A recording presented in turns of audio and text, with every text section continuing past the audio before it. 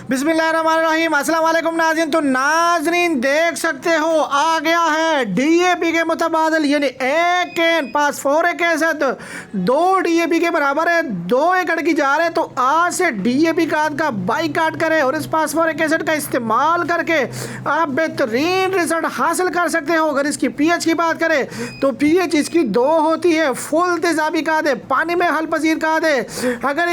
अगर इसकी फिक्सेशन की बात करें तो ये बिल्कुल भी ज़मीन के अंदर फिक्स नहीं होगा क्योंकि ये तेजाबी खाद है, देख सकते हो।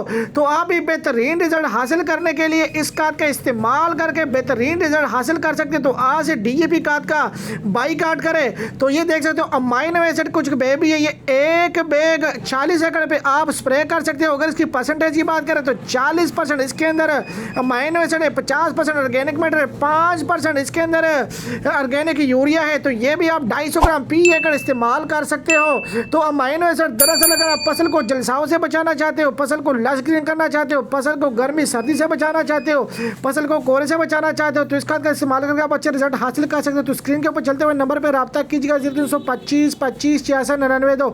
इस नंबर पर रब्ता करके आप अपना ऑर्डर बुक करवा सकते हो।